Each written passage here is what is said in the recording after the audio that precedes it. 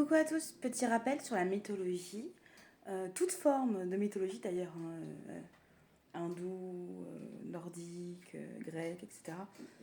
Toutes, je les mets dans le même panier. Euh, je vais vous rappeler quelque chose de très très important en fait.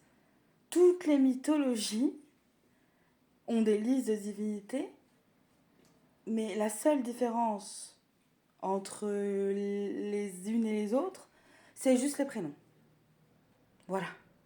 Faut arrêter un petit peu, hein, parce que j'en vois voilà, qui me disent oui, mais là, tu parles de la mythologie nordique, dans la mythologie grecque, c'est pas ça, ou inversement.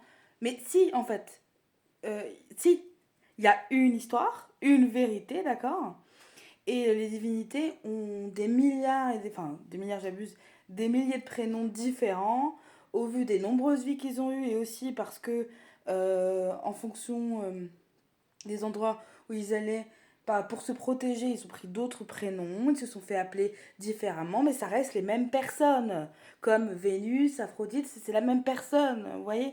Donc, si, si, il y a juste des détails de compréhension au vu de l'époque qui a raconté ces histoires, donc avec des croyances humaines hein, qui ont modifié finalement certaines histoires, mais il y a une vérité, une histoire, un fait, et toutes les mythologies se sont appropriées le prénom en associant une histoire pour justifier qu'ils n'ont pas le même prénom, mais non, c'est les mêmes personnes en fait. Hein.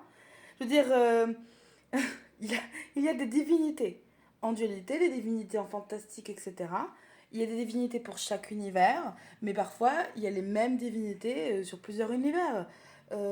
Si on a par exemple une divinité du soleil, donc Apollon, si je vais dans un autre univers et qu'il y a une autre divinité du soleil, vous voyez qu'il y a un truc qui va pas en fait. Pourquoi il serait différent? Ça n'a aucun sens. D'accord. Tout comme il n'y a pas plein de déesses de l'amour. Non, non. Alors, il y en a dans l'univers de l'amour, mais parce que c'est l'univers de l'amour, c'est associé à l'univers, vous voyez. Bon, mais il n'y en a qu'une. Euh, Tout comme il n'y a qu'un dieu du tonnerre, de l'éclair, de la foudre, tout comme il n'y a qu'un dieu de la parole. Voilà. Des fois, on partage l'énergie en plusieurs divinités, c'est vrai, mais franchement, actuellement, j'ai vérifié plusieurs fois, actuellement, il y a deux domaines où il y a plusieurs divinités sur le même domaine. Le domaine de l'amour, avec la déesse de l'amour Camille et Eros, puisqu'ils partagent l'énergie de l'amour, d'accord.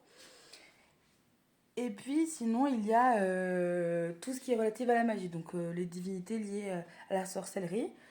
Étant donné qu'il y a des formes vastes de sorcellerie, il y a plusieurs divinités, mais par exemple, vous avez une divinité spécialisée en sorcière blanche, d'autres en sorcellerie noire, etc. Mais au final, c'est de la sorcellerie. Voilà, il n'y a que deux domaines. Sinon, c'est les mêmes personnes, d'accord. Stop, stop, arrêtez de dire oui, mais c'est dans la mythologie. Non, mais enfin, il n'y a qu'une histoire et plusieurs peuples qui ont raconté la même histoire en fonction de ce qu'ils voulaient croire et des prénoms que les divinités ont employés. Ça paraît évident quand même là, hein, à un moment donné. Stop, hein. Bon, il y a aussi des changements, c'est-à-dire que les divinités, quand elles viennent sur n'importe quel monde, elles vivent pas les mêmes choses. En fait, comme n'importe qui. Voilà. Quand vous allez à l'étranger, vous faites autre chose que si vous étiez chez vous, et inversement, etc., etc. Enfin, quand vous vous déplacez, le changement apporte de nouvelles choses, en fait. Hein. Donc, par exemple, dans la mythologie nordique, on dit que Freya, c'est la déesse de l'amour. Non. D'ailleurs, c'est même pas un prénom que la déesse de l'amour a déjà employé. Freya, c'est la fille de Loki et elle est responsable du royaume des morts. Du royaume des morts, ce n'est pas l'enfer. C'est encore autre chose. Il faut vraiment différencier et comprendre qu'il n'y a qu'un fait et qu'une vérité, en fait. Il y a un début à toute chose. Donc, chaque chose a une origine et c'est un fait. Voilà, il n'y a pas à le modifier, en fait. Hein. Voilà, rappel.